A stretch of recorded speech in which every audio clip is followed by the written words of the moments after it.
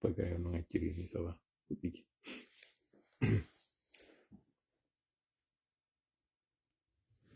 Tu me distrais, arrête. Allô?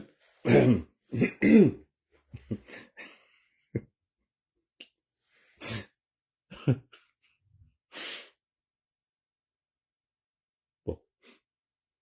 comment t'attends bien, s'il te plaît.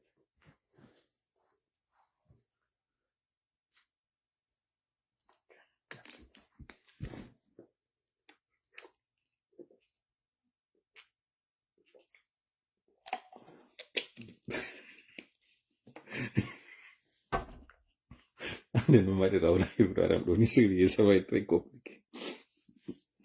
Ok.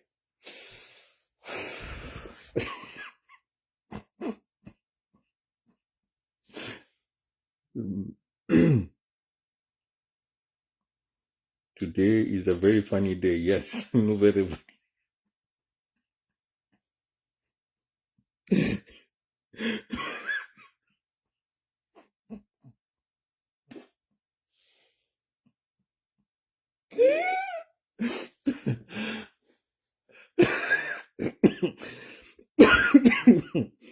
Okay. Ya for today ande do.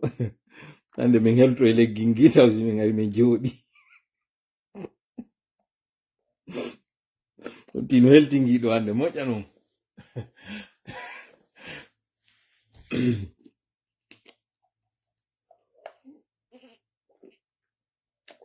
Retardinire live on fiyo mi araran ɗo comporti moƴƴa non ara. Alors, mais on est sérieux, comme on est au décon. Mais c'est difficile d'être sérieux aujourd'hui dans ce pays. Très sérieux, très difficile. God a donné mes photos de bon. Jokintin.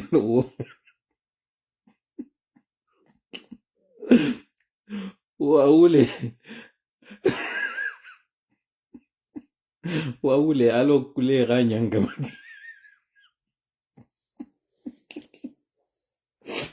Kala inataka unika futi. Sitonana sosa moja tongani kule. Kule yede tunta kule. Hoire musunde. Onti wata don nonka nyunka de ranyangamati.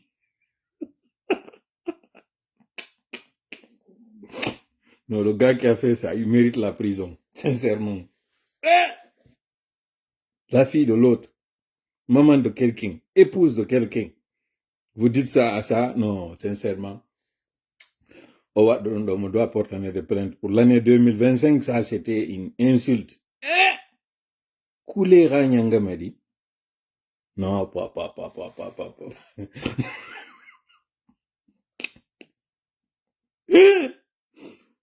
Awa, ko do debbo. Ɗum noon sa ndaari mo moƴƴano pooɗiri hunduko non. O ndaaray tawa oɗo accali mo few. O miijiti ha o ndaari o tawi. Ndaare yeeso o. Bon, je vous apprends ɓe waɗi wo ko prolongation on non. Bureau de vote kiɗin ko 18h ɗi fermete non. Mi jangana on ɗo communiqué mo ɓe waɗi on taw fuɗɗoroɗen ɗon. Annatan ndaw mi lando on ɗo. Kon ɗum woni waɓutu arano ataɗo on juulede. Waɓutu farilla ataɗo juulede on e nder tarika islam ko waɓutu hombo ata juulede. Fiyo mi fuɗɗoro ɗo sérieux on arta yan. Annata nan mi jangana on ɗo communiqué on ɗo marɗo révélation ji hande moƴƴa non. Mi gibi ko waɗi e humpitike piiji bus. Aray non mi jangana on ɗo communiqué mo ɓe waɗi on. Fi prorosugol ɗum on woko jangana on ɗo ko MATD on waɗi. Objet on, décision portant prorogation de l'heure de clôture des bureaux de vote pour l'élection présidentielle du 28 décembre 2025. La direction générale. Vu la constitution, ou article 1er de la prolongation de l'heure de clôture des bureaux de vote. À titre exceptionnel et pour besoin de bon déroulement du scrutin, l'heure de clôture des bureaux de vote pour l'élection présidentielle du 28 décembre 2025 est prorogée jusqu'à 19h sur l'étendue du territoire national. N'a dit sur une étendue particulière, non. c'est sur toute l'étendue du territoire national. Article 2, de la continuité des opérations de vote. Pendant toute la durée de la prorogation, les présidents des bureaux de vote veillent à la continuité des opérations électorales conformément aux dispositions de l'article 96 du Code électoral. On faut pas y tigi on jama lagine on kono notori. Mi wata wadde o live do mi ronka weltanade on onon notiɓe ɓen jaɓi ko mi woni e yewtude kon. Nyande go goɗɗo innanno ko bumɓe wonɗa e jalbinande ko ɓurino yurmude koko tawata kon ko hoore maɗa wonɗa e sunnitade fiyoɓe yiw. Goɗɗo go inni ko pahoɓe wonɗa e yewtude ko ɓuri non sattude ko dande maɗa nde wonɗa saydinde fi yimɓe ɓe nanata. Ɗiɗo fof mi naniɗi kono mi jaabiɓe min ni piiji moƴƴi ɗin ɗi neɓa e siɗi waɗa. Fannimanti himiɗo arde mi yewtay no woodi ɓen tawoɓe ɓen ko min e yewde ko ina wela ɓe fannimanti ɓen ɗon no arde haysi ko goto haysi ko ɗiɗo min ni mi yewtay. Alhamdulillah rabbil alamin hande ɗo 28 décembre 2025 on hollila wondema mi faljali, on hollime wondema min fayali, on hollime wondema neɓuno kono tultali. Hande alhamdulillah rabbil alamin yimɓe lagine ɓen ɓe nani ɓe jaɓi ɓe hutori ko mi wi kon. En tini nyalande ko woɗɗunde woodi si tawi Allah hoddiri nde aray nden nde arata ala. Hande ɗo yi ko jama o waɗi kon. Na o ma o na wontirɓe Gana na wontirɓe gaɗin hina wontirɓe sengo ka janani ga na wontirɓe ka meɗen fof weltanama na o ma o. Yimɓe addanila message wiwgol ngol vous avez réussi. Ɓe gonɓe wiide ɗon vous ko menen ɓe woni e fewtinde ɓenna ko menen woni ko foodi ko menen woni ko heɓi polgal ngal hina menen woni ko heɓi polgal ngal ko en fof heni ko heɓi polgal ngal. Ko andi to toon si min ari min yewtiɗo min heɓali wonɓe arde heɗi to nafata. Si tawi min yewtiɗo kañum kadi tawi ko min woni e yewde kon feppodirade ko woni kon kañum kadi ka teren tigi tigi ka sunture nafata. Ko ɗiɗo fof wonɗen hawtindirde ɗiɗo noon ɓay min ala ton kono woni min e hewtinande ɗi. أعوذ بالله السميع العليم من الشيطان الرجيم بسم الله الرحمن الرحيم رب اشرح لي صدري ويسر لي أمري واحلل عقدة من لساني يفقهوا قولي ربنا علمنا ما ينفعنا وانفعنا بما علمتنا وزدنا علما نافعا وجعلنا للمتقين إماما ويكاد الذين كفروا ليصدقونك بأبصارهم لما سمعوا الذكر ويقولون إنه لمجنون وما هو إلا ذكر للعالمين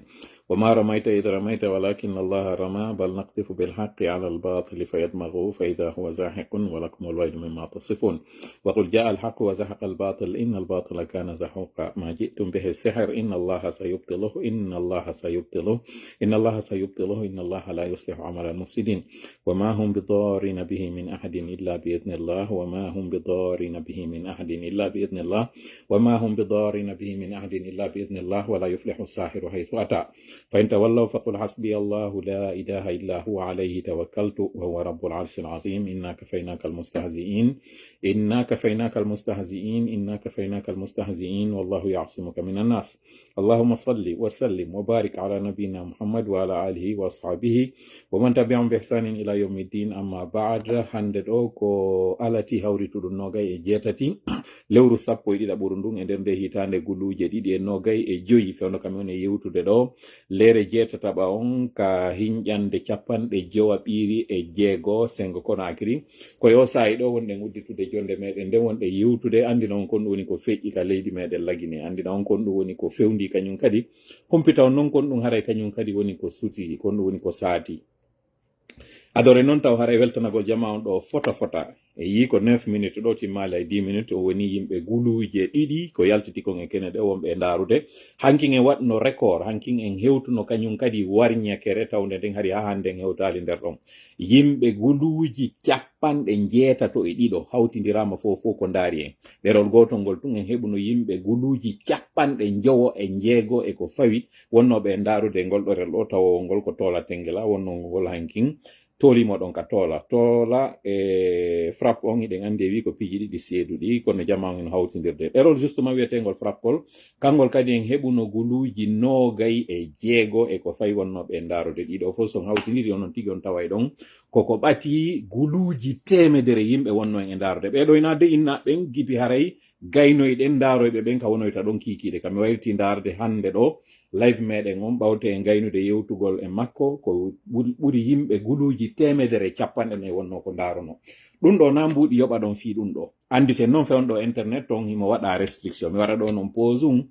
mi andina se yewta no wiwɗen internet ton coupete no fiika fennugol tola ɓe waɗata no heɓen ko heɓuɗen ɗo mi yettike on ko stratégie woni o yewtugol miɗo andi si mi yewti ko gotel e piiji tati waɗata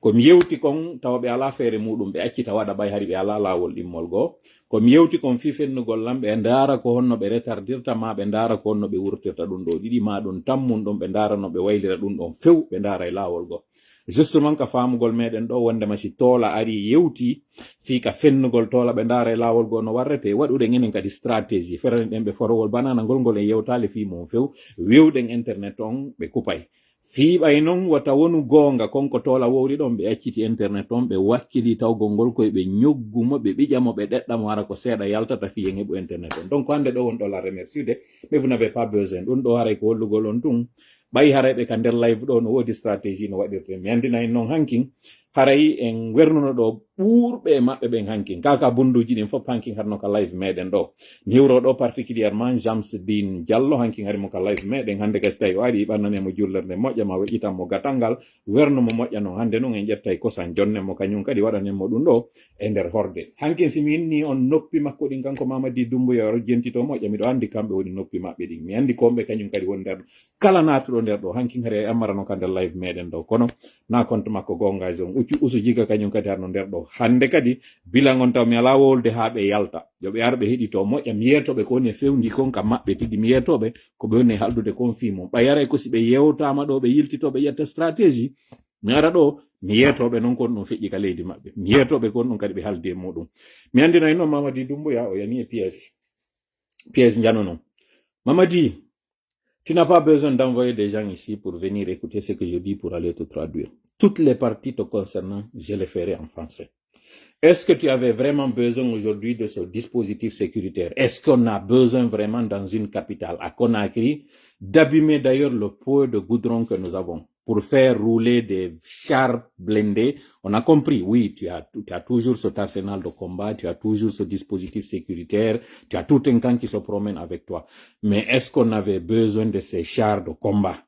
avec leur dispositif de circulation dans un bureau de vote? Est-ce que sincèrement tu avais besoin de ça, Mamadi Doumbouya? Est-ce que tu penses que les médias et les observateurs ne feront pas justement des remarques par rapport à ça? Justement parlant de ces observateurs, l'opinion doit savoir que ces observateurs ont failli quitter la Guinée lorsqu'ils ont vu et ils ont entendu ce qui s'est passé. Et c'est là justement, je vais te faire encore un autre conseil, Mamadi. Bala Samora, c'est l'un de tes plus grands ennemis. Je l'ai dit à plusieurs reprises, mais cette fois-ci, il faudrait encore une fois qu'on te mentionne que Bala a agi négativement à ce qui s'est passé. Si aujourd'hui il y a ce boycott de cette mascarade que vous avez organisée aujourd'hui, s'il y a cette faible affluence, c'est parce que d'abord le peuple de Guinée a montré qu'il ne partage pas du tout ce que vous êtes en train de faire. Le peuple de Guinée a voulu vous envoyer un message. Mais est-ce que toi, tu entends les messages? Est-ce que toi, Mamadi Doumbouya,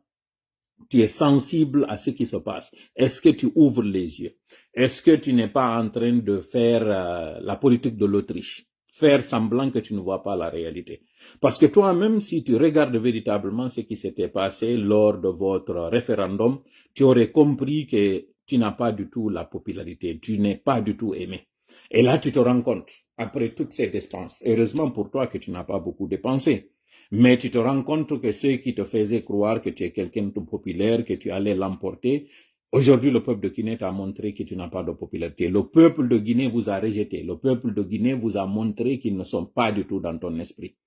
Est-ce que cela n'est pas suffisant pour que tu comprennes que ton entourage est en train de te tromper? Ce n'est pas suffisant. Et c'est ce qui justement me pousse à te dire que cette opération qui a été menée en Haute-Banlieue, c'était une opération de sabotage. Bala Samora pouvait attendre que cette élection, cette fameuse journée de dimanche passe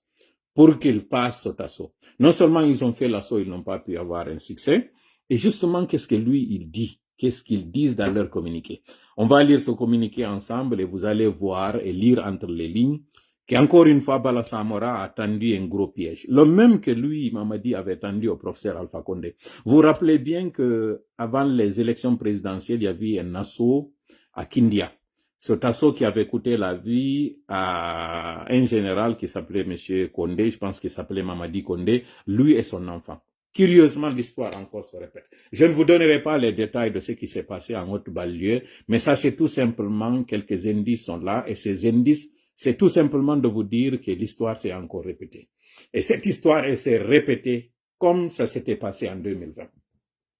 Mamadi, ce qui s'est passé hier, c'était une façon d'abord d'effrayer l'électorat. Le peu de personnes qui voulaient sortir pour aller voter ont vu en cette attaque comme un signe d'insécurité. Ça, c'est Bala Samora qui a fait cet assaut et c'est lui qui a ordonné à ceux qui liaient cet acte. Ce sont eux qui t'ont fait croire qu'il fallait aller faire cet assaut.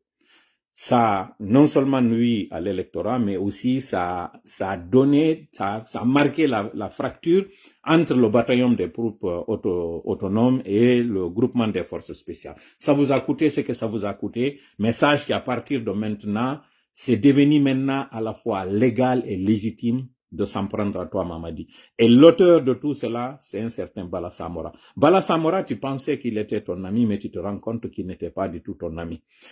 Bala Samora est celui-là qui est en train de causer ta ruine, c'est lui qui est en train de causer ta chute. Non seulement ce assaut, c'est une déclaration de guerre à l'endroit des corps habillés, les militaires en réalité, et tu sais que lui c'est un gendarme. Une fois ici, je t'ai dit que ton successeur c'est un gendarme. C'était encore un autre indice que nous étions en train de donner. Je ne suis pas en train de te dire que ça va être Bala Samora, mais Bala Samora sait de quoi je suis en train de parler. Un militaire et un paramilitaire, nous savons très bien c'est quoi la différence. Idi Amin aussi, c'est un autre paramilitaire, c'est un autre gendarme. C'est à toi de voir lequel des deux serait le plus préjudiciable à toi, mais je te dirais que c'est lui qui doit te succéder. Tu es en train de monter, descendre avec lui. Et tu es tombé dans le piège. Ce qui restait à ces militaires, c'était de voir ta cote de popularité. Et aujourd'hui, ce qui s'est passé a montré que tu n'as pas du tout la popularité. Ça a montré que toute cette abstention montre que toutes ces personnes sont aujourd'hui contre toi. Et lorsqu'il y aura l'assaut contre toi, lorsqu'on te prendra comme on l'aura pris Samuel Do, ça va être la même chose. Haray jama la Guinée, ɗum ɗo harmi falano to yewtude mo kanko Mamadi Doumbouya simi waɗana non révélation ji ɗin. Gonɗum woni haray ko feƴƴi hankin, kon woni ko feƴƴi hande ɗo, gonɗum woni haray kañum kadi ko suti, ko ɗum mi falare yon heɗi to moƴƴa. Mi andinayi noon ka live, hankin ari ammarayno ka live meɗen ɗo. Wonɓe ɓen kaka bunduji kiikalaje kakaraje ɗen fof e ler hankin kamɓe CNRD on haɗi ɓe ka live ɗo kono noon addata ɓe ɗo par ce que wonde ko ɗo ɓe arata ɓe humpito kon ɗon fewndi si tawina ɗum ɗon ko ɗo kañum kadi ɓe arata ɓe anda ko honno forowol banana ngol ɓe firigol ene ngol ngol e mortike maggol ka e mortake maggol miijite no mi wiiri noon ɓe ar ɓe ndaari hankin ɗo fof ɓe ari raali ɗo fiɓay haray ɓe ari fiyotola yoɓuɓe e yoɓa hay goto contrairement e moɗon onon giɗo e gaño fof ara e ndara o life ɗo haray noon hiɗo weltana e ɗum ɗo no wirɗen noon hankin ko waɗi ɗo kon kañum kadi ko sifa ɗum ɗo waɗno 2020 Bala Samora e kanko Ammara e kamɓe Idi Amin ɓe feranike mo kanko Mamadi ngol forowol banana ngol wari o yani e muɗum kon wonno ngol forowol banana o asomo ɓe waɗi hankin immagol ngol yaha e ndu suudu ndo ɓe yehi nangugol o hoggoradejo ɗo no wawno habbade ha feƴƴa hankin kono ɓaytun tola yalti inni wone ka cuuɗi goɗɗum no fokkiti ɓe tayyo ɓe yaccin ɓay ɓe yaccini ɗum ɗon kanko Bala ordino ɗum yo yow non seulement ɓe sikkuno si ɓe ari ɓe hewti ɓe hewtayno tum ɓe waɗa ko ɓe faala kon kif ɓe gayna ɓe hewti ɓe taynano ɓe sikkirno non ɓe ari ɓe tawi mbayatamba haɓɓaki o yi vidéo circuit ɗon ɗo ka ɓe immi ɓe yeeyi e kawtal ngal ɗon yawgol tawa yimɓe makkiji maɓɓe yawgol tawa yimɓe kabareji maɓɓe yawgol tawa yimɓe cuuɗi maɓɓe nanga ɓe dolugol nanga ɓe sonjugol finalement hay mi gaynali live on ko munno wolde fi muɗum kon par ce que hankin o yi ko hypothèse ji tati mi yewti e yi communiqué mo ɓe waɗi on ɗo momi janganta on ɗo mo tawata haray kon ɗum woni ko ɓuri hittude kon ton ɓeni cette opération a permis de neutraliser complètement le groupe et l'interpellation des individus impliqués après plusieurs échanges de tirs ɓeni wo koko ɓe yeɓi waɗi hankin ɗon ko wallitike ɓe yawgol lanna fi kala ɓen tawnoɓe ɓen hari no woni e ndun suudu ɗon eɓɓuɓe immagol waɗa goɗɗum ko bonnata fi leydi lagine ndin fi ko waɗata hara ɓuttu wonata e leydi ndin woɓe wawi kañum kadi nangugo woɓɓe ko ɓe tawata hino tawano kadi e muɗum ɓeyni le commandement des forces de sécurité intérieure rassure la population qu'aucune menace immédiate ne pèse sur elle woɓe wallini noon ɓernde jama fo yiyatagol ɓe wondema ɓaytum ɓe yeehi ɓe lanni fi ɓen ɓe tawnori ɓe yeehi fi muɗum ɗon yo jama fo ɓernde muɗum waalo anda fusɗumannaki kono fewndo kam woni e wadde live on ɗo laawol ngol hino bloka iwi madina ha hewtoygol saare fi on ɗum blokirɗon ɗum ɗo alors que ino circulation o gebi 6 heures ha 18 heures circulation ala fi on ɗo wirɗon ɗum ɗon hiɗo yehi bloki ɗon ça c'est un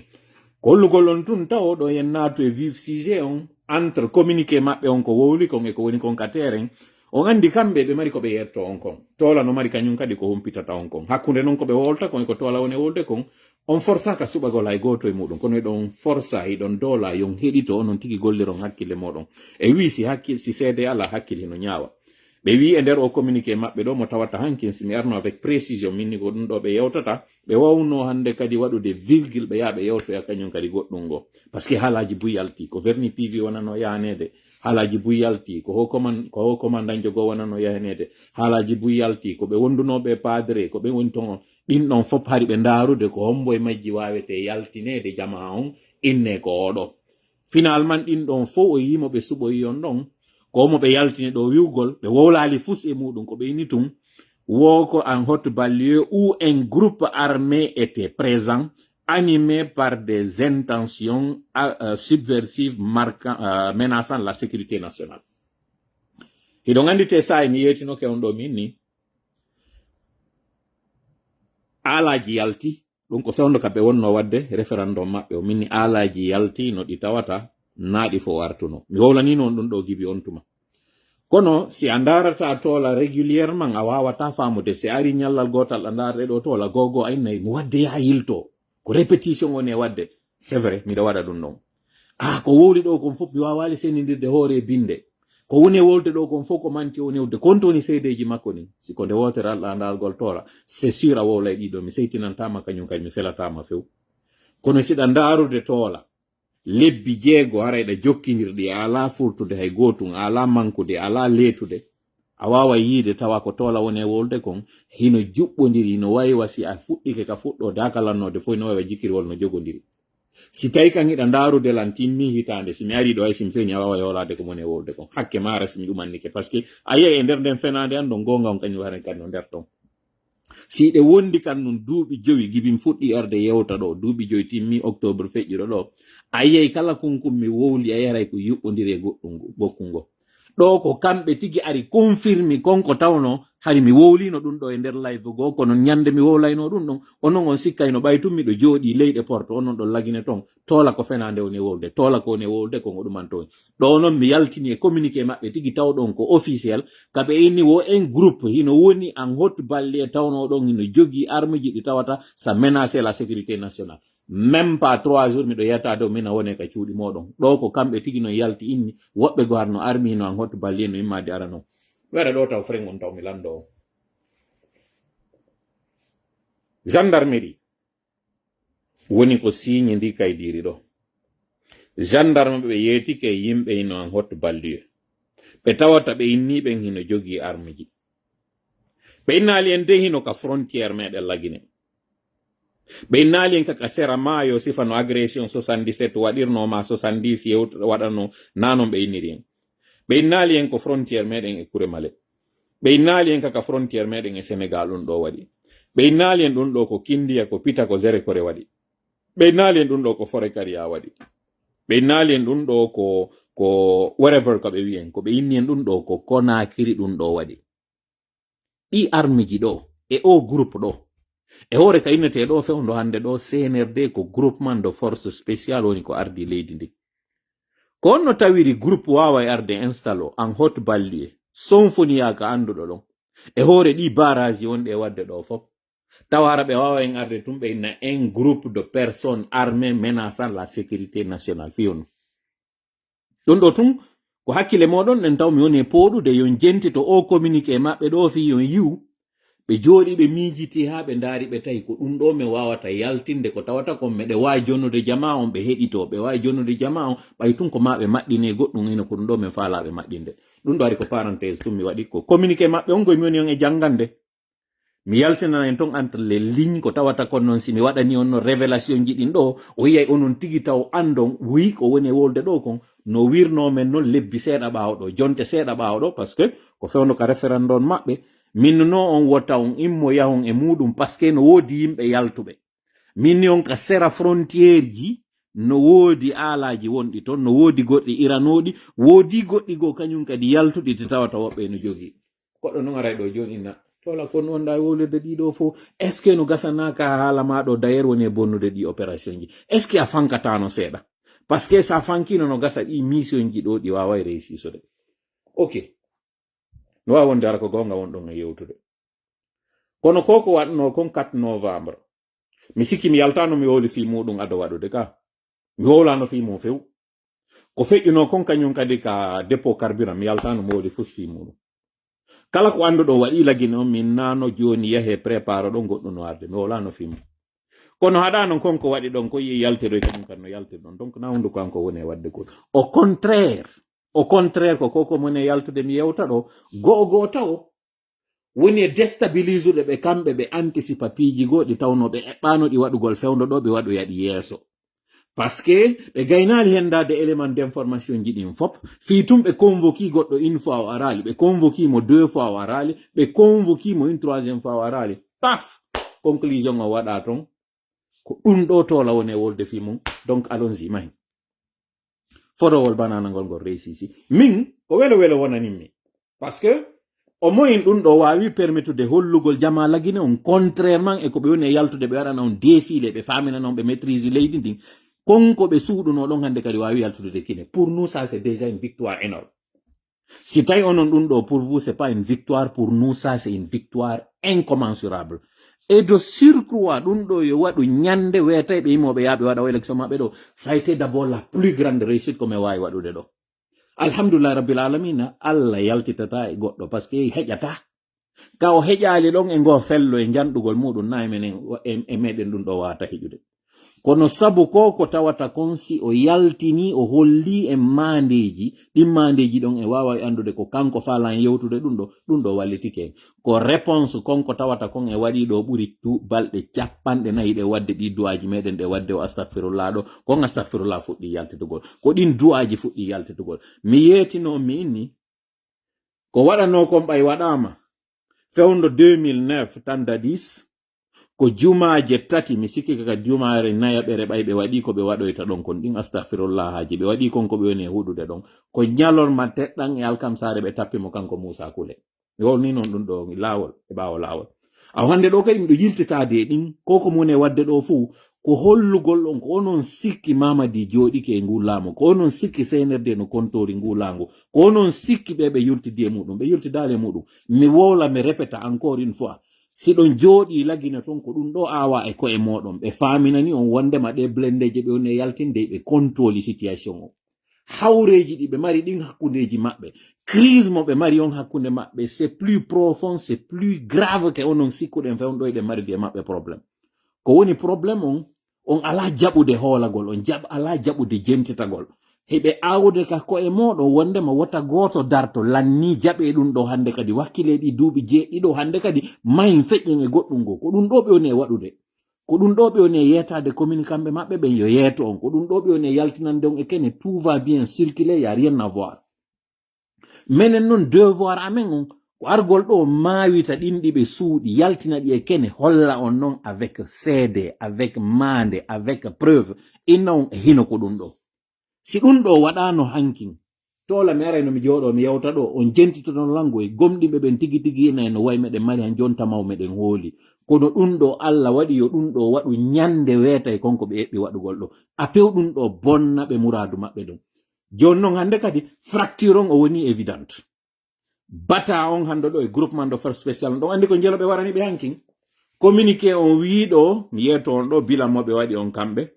ko ɓe inni wolo commandement des forces de sécurité intérieure rassure la population qu'aucune menace immédiate ne pèse sur elle ɗum ɗo kañum kadi ko waɗira ko à l'attention ɓen observateur ɓe délégué ɓen inete ɓen MOE mission d'observation électorale arɓe ɓe lagine ko ɓen o parti ɗo kañum kadi woni ko concerné parce que kamɓe ari ɓe ni ɓe yalta e leydi lagine nin ɓe sikka o élection wawete organisé de dans un tel climat mi andina on noon consommable ji électoral ji goo ko hande ɗi ari ɗi hewtoy e nokkureji goo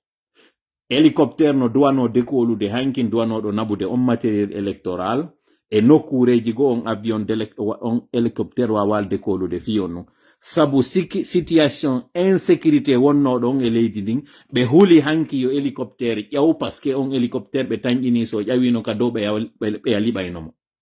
ɓe huuli wata on hélicoptère ƴaw ka dow so ƴawino ka dow ɓen ɓe sikki wondema ko kamɓe on hélicoptère imminana hande kadi hara déclaration on woni joni hande kadi officiel o vidéo mo yiwɗo waɗama ɗon ka Bala Samora yewti fi affaire sécurité ko vidéo waɗanoɗo Gibi Heccianki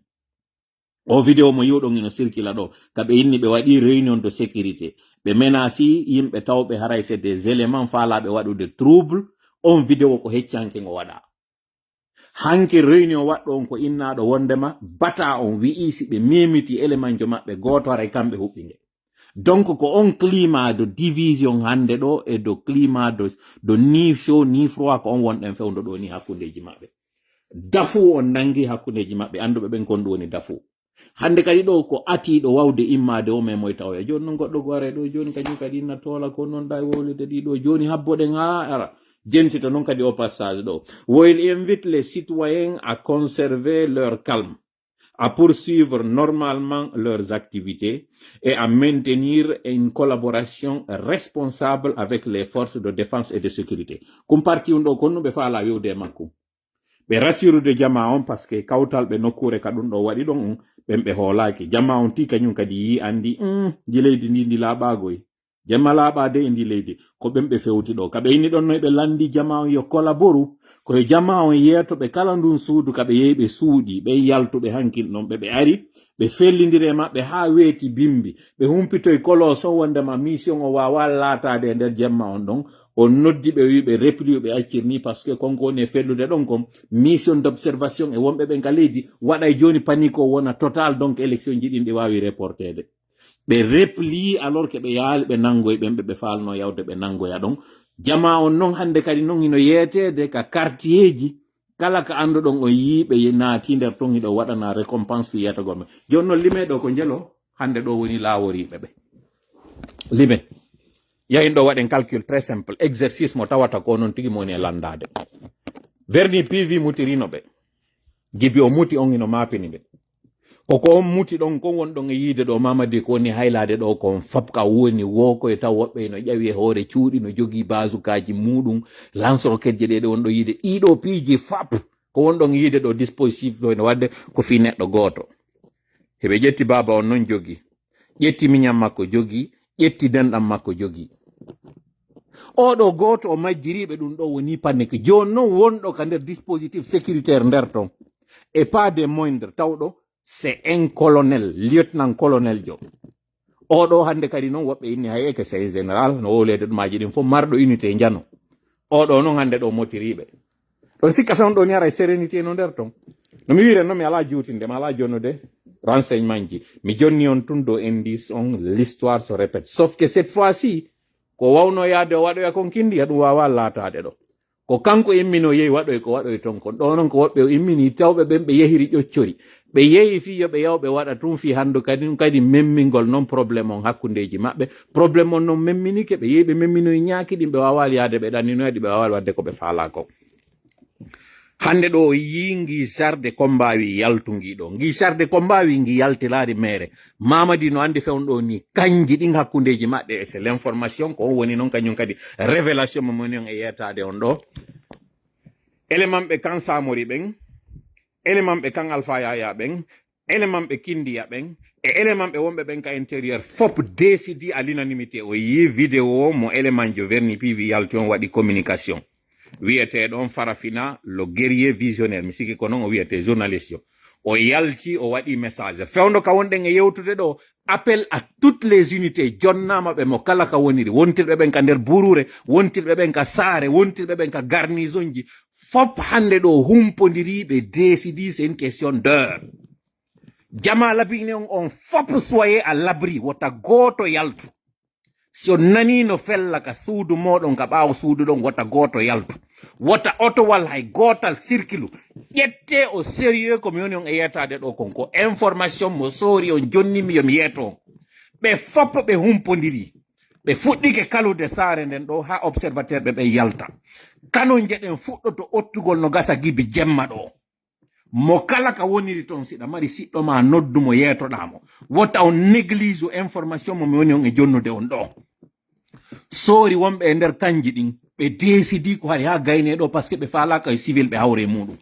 Ɓe décidi malgré ko ɓe yalti ɓe menasi kon fop hecciyankin ɓe yeeti ɓe arrestation waɗata ɓay tum ɓe violi ko ɓe waɗi kon ɓe yehi ɓe essayi nangugol goɗɗo e maɓɓe ɓe décidi ɓe fop ɓe jonnidirde juuɗe ɓe gayna fi Mamadi ɓe gayna fi o élément force spéciale ɓe tawata ɓen déjà taw buy mayiriɓe kono ɓe jaɓali wowlugol bilan mo ɓe jonni média on ko wiwgol ko 4 personnes maayi e civil ɓe barmi e nder muɗum c'est faux et archi faux. Jonne message on transféré mo sendite mo noddon mo kala siɗɗo muɗum yeetomo wota goto bouging otowal muɗum onon wonɓe ɓen ka circulation ɗon fokkitir ko naki yilte si ɗon entre ville ji ɗin tippine passager ɓe moɗon yiltito ɗon ko fokkiti kon e leydi ndin koko mawni sori on fop décidi ɓe jonnidirde juuɗe ko fokkiti ɗum ngal sarde kombawal ngal yiwɗon immike yehi ka bureau de vote makko o hoolanoki o yahi o voto yara ɓe yaalɓe waɗi asongore makko ko kanko e peur ni hiɓe ndarude konno ɓe exfiltretomo ɓe noddi ɓe humpodiri ambassade France on ɓe humpodiri avion wal ni si ɓe immike ɓe ari ɓe attaque palais on no ɓe wawmo exfiltride no ɓe exfiltriri non oya Ange Raswell no ɓe walliri non kala ɓen ɓe dogini no yaltere leydi ndin o humpodiri fewɗo e ambassade de France on. Je vais dire cette partie encore en français. Il est appelé à toute la population guinéenne de se tenir en alerte. Tous les éléments des camps, des différents camps, le camp Samori, le camp Alpha Yaya Diallo, tous les bataillons à l'intérieur se sont entendus pour voir que Mamadi est en train de faire des arrestations arbitraires contre des chefs militaires, tout simplement parce qu'il veut anéantir l'armée et garder le pouvoir indéfiniment. Ils ont compris que c'est une chasse à l'homme qui est en train d'être lancée contre tout élément qui n'est pas d'accord avec lui. Il l'a fait avec Sadiba, il l'a éliminé. Il l'a fait avec Célestin, il l'a éliminé. Il l'a fait avec tous les hauts gradés. Donc, il était de mon devoir de venir passer l'appel parce qu'ils ont vu l'audience que nous avons pour vous dire, toute la population, calfeutrez-vous, rentrez, soyez à l'abri, mettez-vous à l'abri. Ce dispositif militaire, déjà, ils ont bloqué les accès pour aller à partir de la villa, de la Bellevue jusqu'en ville, à partir de Madina jusqu'en ville, les routes ont été bloquées parce que Mamadi veut mettre un périmètre de sécurité. Il a compris que les militaires se sont entendus entre eux pour passer l'assaut. Il a contacté certaines ambassades, y compris l'ambassade de la France, pour que si toutefois on tente de l'arrêter, qu'il puisse être exfiltré, comme ça a été le cas de tous ceux qui ont des collaborations avec la France. Nous avons passé l'appel, nous avons passé l'information. Tous les militaires, ceux qui étaient déjà en fuite, ceux qui étaient traqués, avec ceux qui ont été aussi ratés de justesse hier, tous ont décidé de se donner la main pour se mettre à l'abri, pour se protéger. Peuple de Guinée, citoyens, civils, mettez-vous à l'abri. Si vous entendez des coups de feu derrière votre concession, ne sortez pas. Mettez-vous à l'abri. C'est une guerre de titans. Mettez-vous à l'abri pour ne pas que vous soyez parmi les dommages collatéraux de ce qui va arriver. Vous avez vu en Haute-Balier, il y a eu des blessés. Ces blessés, on a fait un laissez-passage dans leur communiqué pour dire qu'il n'y a pas de risque immédiat, il n'y a pas de risque direct. Bala Samora a piégé Mamadi Doumbouya. Ils sont allés faire ce assaut de manière improvisée. Ils n'ont pas pu atteindre leur cible. Ils n'ont fait que créer la division entre l'armée et ils n'ont pas atteint leur cible. C'était prémédité. Mamadi Doumbouya était piégé par ses proches. Bala Samora était le premier d'entre eux. Il a fait en sorte que la mission d'hier, cet assaut d'hier d'abord, appelle la population. ce qui a négativement en fait impacté l'affluence, déjà que les gens ne voulaient pas du tout participer, et l'assaut d'hier a encore fragilisé le processus électoral. Les délégués ont failli quitter le pays hier pour se mettre à l'abri pour leur sécurité. Il a fallu qu'on les rassure, il a fallu qu'on fasse croire que ceux qui étaient nuisibles ont été neutralisés, ce qui est faux. Et la preuve en est que plusieurs artères de Conakry sont actuellement bouclées, sont actuellement barricadées. Et vous avez vu ce char de combat pour une élection, un civil, parce que Mamadi n'est plus un chef militaire, c'est un civil. Que ce civil soit accompagné avec ce dispositif militaire, déjà vous dit tout. Il n'y a pas de sérénité, il n'y a pas de calme. Mamadi Doumbouya sait que c'est une question d'heure. Si la menace de ces militaires qui ont demandé d'ailleurs à ce que vous soyez d'abord à l'abri et qui ont dit si toutefois ils arrêtent Mamadi Doumbouya, que vous compreniez que ce qu'ils ont fait c'est pour l'intérêt du pays. C'était le message qu'ils nous ont chargé de vous transmettre et nous avons joué notre rôle de vous transmettre ce message. Encore une fois, pour résumer, soyez à l'abri, mettez-vous à l'abri. Et nous félicitons cette armée qui a compris qu'enfin, Mamadi Doumbouya n'est pas un élément de l'armée, la véritable armée. Et que Mamadi Doumbouya, c'est un violeur de parole. Mamadi Doumbouya veut instaurer un climat d'insécurité. Mamadi Doumbouya veut arracher au peuple de Guinée leur souveraineté et nous ramener en arrière. Alors que vous, les militaires, vous avez fait un combat noble. Vous êtes allés au front. Certains d'entre vous aujourd'hui sont soit en prison, soit dans les morgues, soit en exil, ou bien soit en captivité ou en cachette quelque part. Tout cela, c'est Mamadi Doumbouya. Il a décidé d'éliminer l'élite militaire. Le bataillon qu'il a voulu dissoudre, alors que c'est grâce à ce bataillon qu'il a pu se hisser à l'endroit où, au niveau où il est aujourd'hui, il a décidé d'anéantir cette armée et de créer sa propre armée et de brader le pays. C'est ce qui est plus grave. Il a bafoué toutes les libertés dans le pays et il veut aujourd'hui installer un climat d'insécurité. Donc nous remercions cette armée qui a entendu notre appel, qui a décidé finalement de prendre ce destin en main, de répondre à l'appel incessant du peuple de Guinée et enfin comme on dit, de prendre leurs responsabilités et de rétablir le droit et l'ordre. Vive l'armée guinéenne, la vraie armée qui a décidé de répondre à l'appel de la Guinée et à bas Mamadi Doumbouya, à bas cette dictature, à bas le CNRD, à bas le GMD. La lutte continue. Merci.